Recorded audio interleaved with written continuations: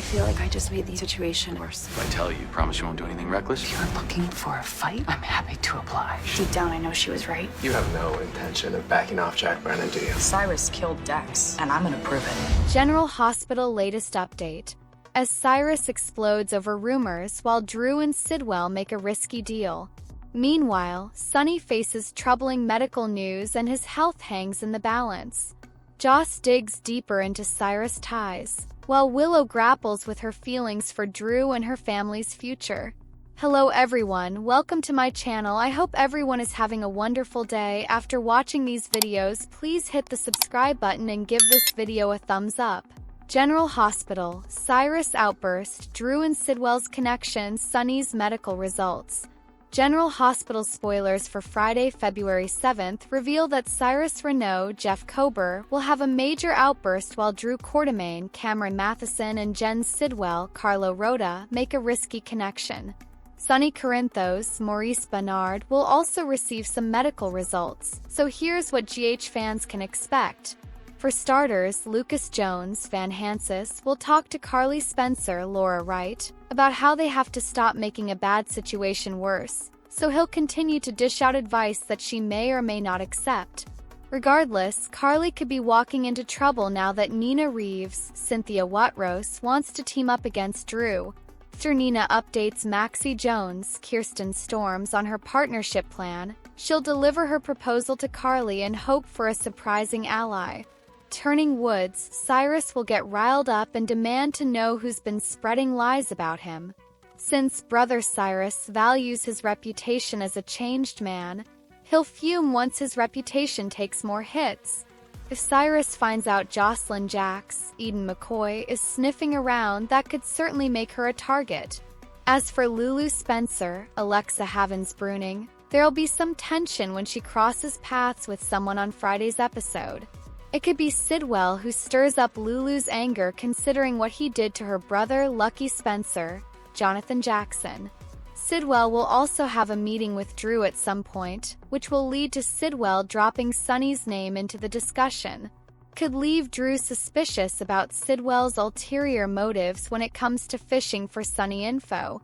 Laura Collins, Jeannie Francis, will probably catch a glimpse of this Sidwell and Drew chat since she's about to give Drew a warning. It sounds like Laura may try to steer Drew away from dangerous Sidwell, especially since Drew has enough problems as it is. Over with Jordan Ashford, Tanisha Harper, she'll speak with Anna Devane, Finola Hughes about her plan to reel Sidwell in and dig up some dirt. Anna may have concerns since Sidwell poses a threat to anyone who gets too close. Back with Lulu, she'll settle on a potential new path to finding Charlotte Cassadine, Scarlett Fernandez.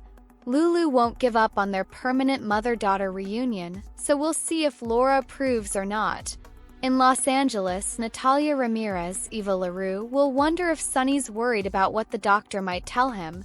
As Sonny waits to see his cardiologist, Natalia will push for honesty and offer support. After Sonny receives his medical results, Natalia will once again be by his side. Sonny may have to deal with some bad news, but he'll appreciate Natalia's comfort and guidance. General Hospital spoilers say Sonny's doctor may make some dire predictions about his health, so stay tuned to see what his next steps will be. Today's next update, Lois reveals the identity of Brooke Lynn's child, and Joss is hot on Cyrus' trail. Today on General Hospital, Willow moves back in with Nina. Tracy fumes that Willow left with the kids, and Danny and Rocco learn the truth about Sam's death.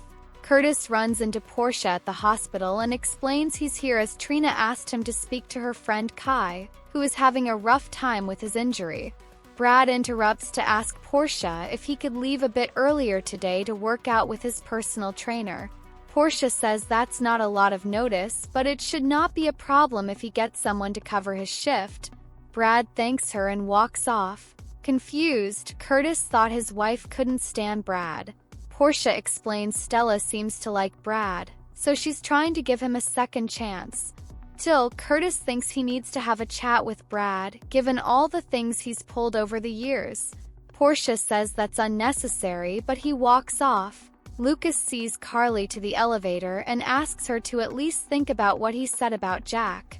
She insists she's fine, and Lucas knows she won't back off seeing Jack. Carly asks if they can go to dinner now.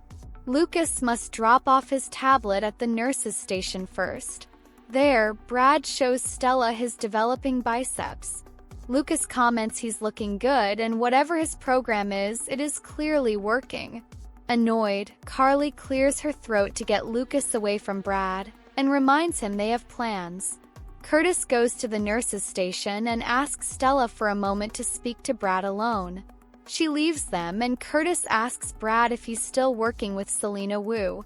Brad insists he and his aunt aren't working together. Curtis is glad to hear that, as he doesn't want his wife or auntie to get in trouble with her though being associated with him. Brad swears he would never do anything to jeopardize the second chance he's been given here. Curtis checks back in with his aunt, and Stella believes Brad has turned a corner and is committed to a fresh start. Meanwhile, Portia tells Brad to enjoy the rest of his day off. Brad asks if her husband knows about their arrangement. Portia says he doesn't and to use discretion in the future so that nobody else finds out about this arrangement. Brennan comes into Bobby's and grabs a table. Joss, who was at the counter, joins him. He asks if she's found anything linking Cyrus to Dex's death. Joss thought she had a lead but says it didn't pan out. He urges her not to give up, and she assures him she isn't. Joss explains she broke into Cyrus' place, but there was nothing incriminating there and no signs that he even lived there. Jack says that suggests Cyrus is operating out of somewhere else. She says, so a hideout? She doesn't know how she'd find it. He says every criminal leaves a trail, so just be patient. Joss switches the subject to her mother. She knows they are close and asks him not to tell her mom about this as she's stressed enough. Jack says he won't say a word. Carly and Lucas enter, and she wonders what Joss and Jack are talking about. Jack says he was telling Joss about the thermal baths in Germany. Joss returns to studying, and Lucas goes with her to see if she needs help. Alone, Carly hopes Jack didn't tell Joss about Valentine. He didn't, and she thanks him as she doesn't want Joss worrying about her. Jack says he'll never forget that she saved his life. He also enjoyed the time they spent together. She thinks it will be hard to top the starry skies of Germany. Jack sees that as a challenge. When Carly's phone rings, she excuses herself to take it. At the counter, Lucas wonders to Joss about what is going on with Carly and Jack. Joss says as long as it's not Sunny, she's on board. He sees she's fixated on searching the web for Cyrus, and she asks him if he's ever heard of a Dr. Austin Gatlinholt. He doesn't know the guy, and she fills him in on who he is and that he testified at Cyrus' parole hearing. Lucas warns Joss that Cyrus is dangerous and that she shouldn't put herself on his radar. Joss promises not to do anything. Joss rushes over to Jack after her mom leaves to take a phone call. She asks him if he could find out if Austin bought or leased a house near Port Charles around the time Cyrus got out of prison. Jack says he'll look into it. At the Quartermain Gatehouse, Gio shows up with one of Amelia's toys. Brooke Lynn, who is still there, explains Willow took the kids back to Nina's. Brooke Lynn admits it's her fault, and she tried to show Willow a little tough love, but it backfired. Gio thinks Willow will come around, but Brooke Lynn fears she made everything worse.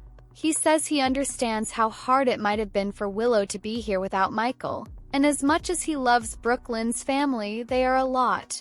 Brooke Lynn laughs, calling that the understatement of a century. Gio says Willow is an adult, and she is not responsible for her actions. Tracy enters and asks if Brooke Lynn spoke to Willow. Tracy looks around and asks where Willow is. Brooke Lynn says things didn't go as planned and Willow moved out with the kids. Tracy knew this situation had a shelf life and decides to go call the lawyers. In the kitchen, Dante talks with Chase about Anna putting him on leave. He knows Chase is part of Sam's investigation and needs a favor. He needs to know who the person of interest is, but Chase can't tell him. Rocco walks in and overhears Dante begging Chase to tell him who killed Sam. He hides in the hallway and listens as Chase asks Dante not to do anything reckless and reveals their lead suspect is Cyrus. Dante asks why Cyrus would want to kill Sam. Chase says they don't have a motive, and he can't do anything with this information. Dante understands, and he won't jeopardize Sam getting justice. Tracy enters, interrupts Dante and Chase, and tells them about the developments with Drew and Willow. The spying Rocco takes off. Tracy wants the cops to find out if they have any security flaws that allowed Drew to get in. The guys decide to walk the fence line. Dante and Chase arrive at the gatehouse where Brooke, Lynn, and Gio still are. They explain what they are doing and wanted to talk to Willow about how Drew got in. Brooke Lynn says Willow and the kids moved out, and Dante was expecting that to happen. He says he couldn't stay at Sam's because the memories made it impossible for him to move on, and Willow likely felt the same about Michael. As they discuss what Willow and Drew did, Dante notes secrets destroy lives, and they always say it's not the crime but the cover-up that gets someone in the end. In his Metro courtroom, Martin speaks with Willow over the phone about her decision to move back in with Nina. There is a knock at the door, so he tells Willow that they will speak later. It's Lois, who says she really needs a lawyer. She thanks him for meeting her here, as she can't take the chance of being seen in his office, given that he's representing Willow. Lois needs his word what they discuss stays between them. He says of course, as long as she pays his retainer. She sends him money electronically and they get down to business. She explains this is a delicate topic that involves her daughter and an event that happened 21 years ago. Now this secret could come to light and hurt a lot of people. Martin can't help her unless she tells him everything. Lois explains her daughter and husband are trying to have a baby but just found out her husband is sterile. Lois says her daughter has already had a child. She had a baby in high school and gave it up for adoption. However, the father never knew, which is complicated because their families are close. She reveals the father is Dante, and his mother and her father are very good friends of hers. She needs to make sure they never find out about this baby.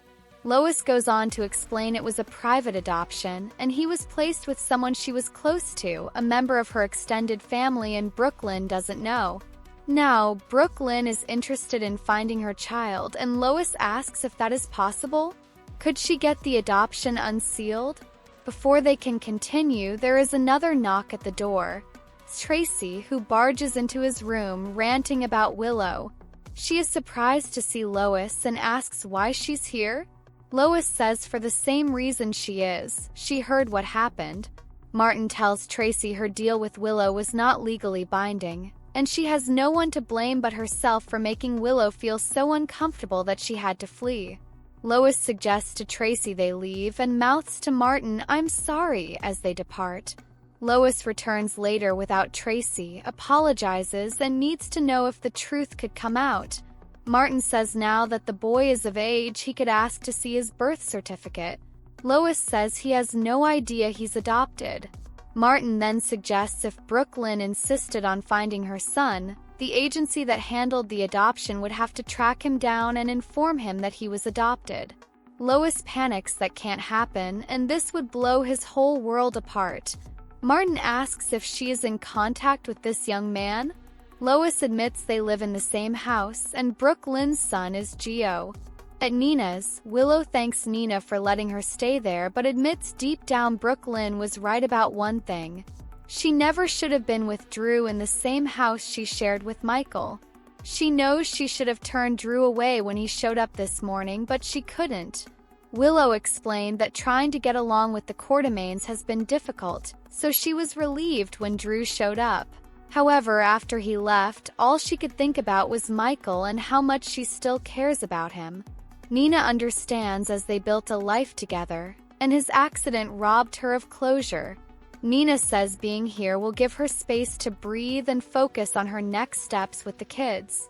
There is a knock at the door and Nina answers it to see it's Drew. Nina asks why he's here. Drew explains Willow texted him and asked him to come over.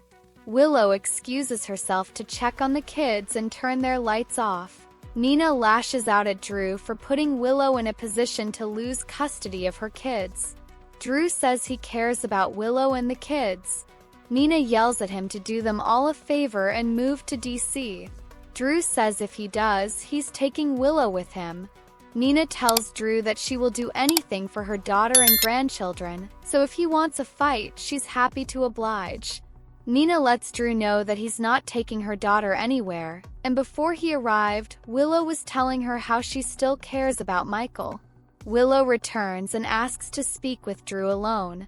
Nina leaves them, and Willow tells Drew what they did was a mistake, and they were disrespectful to Michael and the kids. He agrees and never meant to hurt her. Willow says she's still processing the end of her marriage. Drew says for better or worse, their relationship is out there, and they can be together if it's what she wants. Willow says she wants to be with him, and as they kiss, Nina walks back into the room and sees them in a passionate lip lock. Nina calls Carly and says they have a mutual problem and they should deal with it once and for all. At Alexis' place, she sits Danny down, along with Christina and Molly, and tells him that the authorities believe his mom's death wasn't an accident. Danny is confused. Alexis explains the hospital and police believe someone purposely gave Sam the drug that caused her heart attack. He asks, "Are you saying someone killed my mom on purpose? Who would do this?" Alexis says they don't know and the police are investigating. Molly and Christina tell him that right now they have to wait, and Sam wasn't the only victim. Danny asks if they are going to tell Scout. Alexis asks how he feels about that. He thinks she's too young to know, and Alexis agrees that they feel the same way. Danny asks if his dad knows. Alexis doesn't think Jason knows. Danny realizes he's in Germany with Michael, and he should know when he gets back. Alexis agrees, but also says it's not their job to get involved in the investigation.